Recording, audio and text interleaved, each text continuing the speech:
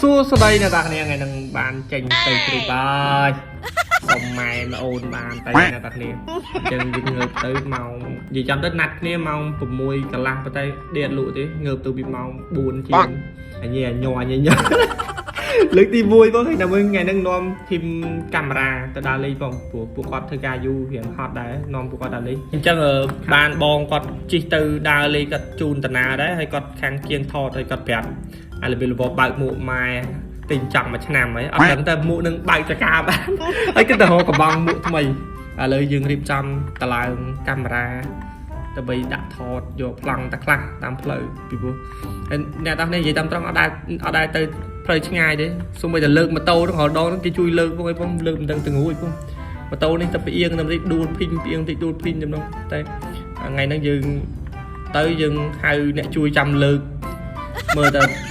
សូម្បីតែពេលឈប់ម្ដងហ្នឹងតើតែមានអ្នកជួយលើកអានេះហាងគ្នាយើង KY Store នៅខាងឆ្វេងដៃមិញហ្នឹងគឺចេញពីគ្នាយើង VIP ទៅ KY Store ហើយបងដែលជិះម៉ូតូអមជាមួយហ្នឹងគាត់អត់ទៅទេណាតានេះតែគាត់ឃើញតាមផ្លូវគាត់ឃើញគាត់យើងផុសចឹងទៅគាត់មកជួយថតឲ្យបានរូបថតប្រហែលតលឹកដែរអរគុណគាត់បងហើយនេះជើងចូលចាក់សាំងហើយពួក RGS នេះស្រួលណាស់តានេះចាក់មកពេញកប៉តទៅមកអត់អស់ទេហើយសល់ចង់100គីឡូទៀតមិនតាន់អស់បងហើយយើងចាប់ដើមតេស្តកាំងស្ពាតកាំងឲ្យហើយទៅមុននឹងយើងចេញដំណើរពួកផ្លូវឆ្ងាយយើងសំខាន់គេអាចតទៅនឹងស្ពាតកាំងហ្វ្រាំងទៅហ្នឹងទៅយើងរៀបចំចេញចាក់សាំងរួចយើងសាកតេស្តលបឿនសាកមើលហើយយ៉ាលេខទី1ដល់នេះជាតិទៅអូខេយើងតាក់តនឹងតាមផ្លូវទៅគឺនិយាយតាមត្រង់ទៅអរគុណដល់រ៉ាដែលជី GS ខាងមកហ្នឹងគាត់រៀងជើងចាស់ហើយ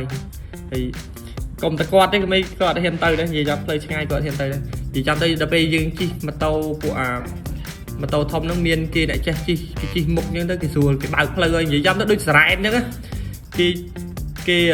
សុំផ្លូវឲ្យគេបក់ដៃឲ្យវ៉ាគេអីចឹងវាសុវត្ថិភាពវាស្រួលវាអីចឹងហើយឥឡូវយើងមកដល់កប៉តហើយជិះលឿនណាស់តោះនេះជិះធ្លាប់តែជិះឡានដូចជា3ម៉ោងអីបាន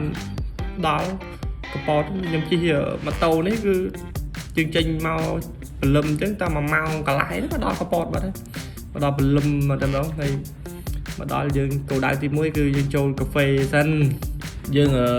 មកដល់ដើម្បីយើងមើលសម្រស់ខេត្តកប៉តស្អាតប៉ុណ្ណាតលុកតលុនប៉ុណ្ណាណាតានេះហើយមកដល់អត់មានណាត់គ្នាទេមកដល់ក៏ចូលដាក់កាហ្វេនៅ Starbucks នឹងរៀបចំចុះទៅកាហ្វេ Starbucks នៅមួយកែវជួប Brother Martin នេះតារាល្បីអូគាត់គឺនិយាយចាំទៅមើលវីដេអូគាត់រហូតនិយាយចាំទៅឲ្យតាក់ទៅរឿងដើរលេងដែរខ្ញុំមើលវីដេអូបង Martin នឹងហើយចូលមកដល់ទៅបានយើងកំងកាហ្វេកំងអីហើយជួបអ្នកស្គាល់គ្នាខ្លះគាត់ពីច្រើនគាត់មកទូរស័ព្ទទេអ្នកតានេះគាត់មកដល់អញ្ចឹងគាត់សួរបងមកបើកហាងនៅហ្នឹងអីចឹង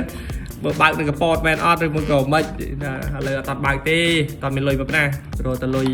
មើលតែនៅពេញហ្នឹងឲ្យតែគ្រប់គ្រាន់មើលមិនតាន់គ្រប់ផងហើយមកបើកអីអញ្ចឹងយើងបន្ទាប់យើងដាក់កាហ្វេអីហើយម្នាក់មួយកែវយើងអង្គុយធ្វើការអញ្ចឹងមើលទេសភាពជុំវិញខ្លួនទៅអីអែមស្អាតនិយាយកប៉តវាស្អាតហ្មងអ្នកណាចង់ទៅទៀតបាត់ហើយឥឡូវចង់ដាក់មកទ្រីបទៀតហើយបន្ទាប់ពីកាហ្វេ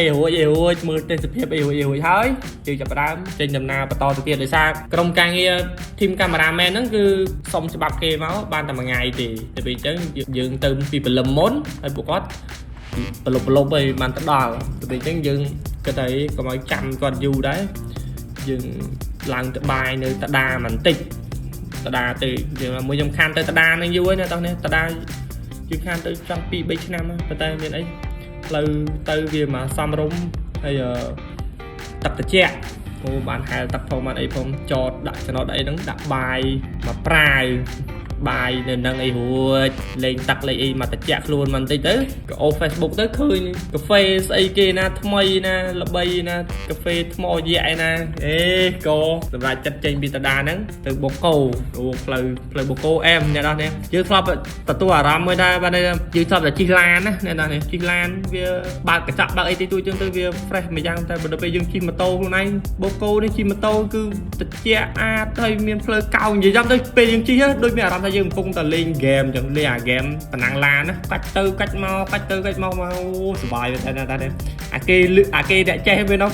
ងូប្រចបាត់ទៀតអ្នកនេះដឹងថាខ្ញុំជិះអា GS នេះកម្លាំង 1300cc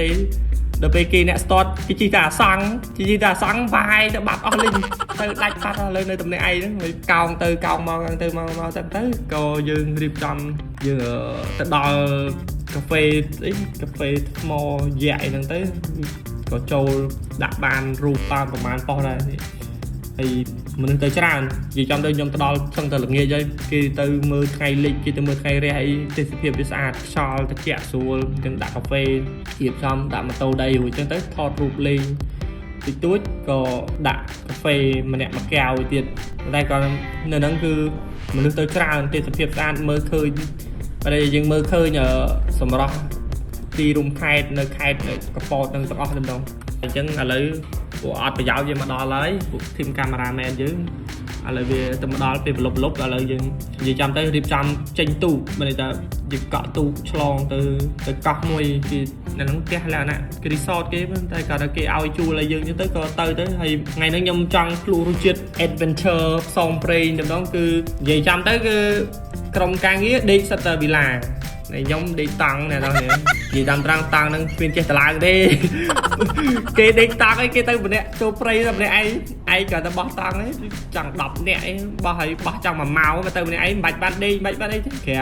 កស៊ូកែខ្យល់អូប៉ុន្តែគាត់ទៅនិយាយចាំទៅដេកមាត់សមុទ្រហើយខ្យល់មិនបាច់ចាំមានម៉ាស៊ីនត្រជាក់ឯណាតោះនេះដាក់តង់នេះទៅប៉ុន្តែតង់យើងវាយ៉ាងអែមដែរយ៉ាងថ្លៃដែរមួយឈុតរបស់វានេះចង់1000ជាងដែរតង់ហ្នឹងតែដេកគ្នាបានច្រើនបាន4-5នាក់តាមទៀតតឡើងតង់តឡើងអីហើយលំអីចឹងទៅបានគេជួយអីខ្លះចឹងទៅចាប់ដើមអង្គុយហូបអីជុំគ្នាយប់ហ្នឹងដូចធីមកាមេរ៉ាមែនដូចមិនដែលបានស៊ីហ្មងណាលើផាក់ឯងតលភ្លឺឯងជិះម៉ូតូអស់ខ្យល់អីដេកមុនទៅហើយធីមកាមេរ៉ាមែនគេនៅផាក់ស៊ីតលភ្លឺចឹងទៅហើយងើបពីដេកឡើងងើបពីដេកយកចាំទៅគាត់ងើបពីដេកឡើងមកដល់មានកាហ្វេពីនេះហើយយើងឡើងត្រូនមើលសម្រស់មើលថ្ងៃរះថ្ងៃអីចឹងទៅហើយរៀបចំឡើងទូកទៅរកស្ទូចត្រីប៉ុន្តែគ្មានបានត្រីទេណាតានេះត្រីវាគ្រាន់តែលឺសំឡេងបាសគាត់អីវាចាក់រំហ្នឹងវាគ្មានមានមកត្រីមកវាដែរស្ទូចទៅឡមើលវាខែបរិទ្ធនេះទៅយកត្រីអាំងយកទៅដោតទៅបានយើងទៅលេងទឹកលេងអីចឹងទៅហើយប៉ុន្តែទូកយើងទូកម្ចាស់ទូកហ្នឹងយើងទឹកចិត្តគាត់មកឆ្ងាញ់ហ្មងរៀបចំឲ្យមកស្អាត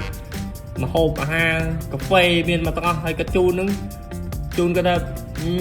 បើគេជួលធម្មតាទេ1ម៉ោង100 200ហើយគាត់នេះមានណាឯងឲ្យជូនមួយថ្ងៃទៅល្ងាចហ្នឹងបានតែ100ជាងគ្រូទៅថ្លៃសាំងនឹងបានអត់ទេហើយបន្តទៀតយើងគាត់ជូនជិះទៅមើលដងព្រែកនោះជិះចង់ដល់កែបហើយរំច្រៀងសប្បាយតាមផ្លូវមករហូតទៅល្មមបានដល់ពេលបកវិញក៏ជិះម៉ូតូមកវិញមុនទៅហើយក្រុមការងារគេនៅតមើលថ្ងៃលិចតយប់ទៅពួកគេជិះឡានខ្ញុំខ្ជិលផាក់បន្តទៀតពួកបើកបោមកវិញវាយូរដែរអញ្ចឹងយើងប្រញាប់ចេញមកវិញមុនទៅអញ្ចឹងឥឡូវមកដល់ផ្ទះដល់ជោគជ័យហើយក្រុមការងារគេនៅដើរលេងធម្មតាទៅអញ្ចឹងវីដេអូមានតែប៉ុណ្្នឹងទេណាតានេះបើសិនជាជួយចិត្តវីដេអូចង់ឲ្យខ្ញុំដើរលេងរបៀបអញ្ចឹងអ្នកនរនេះខមមិនលេងចង់ឲ្យដើរបងចង់ឲ្យដើរអញ្ចឹងខ្ញុំក៏សួរសុំប្រពន្ធសុំអី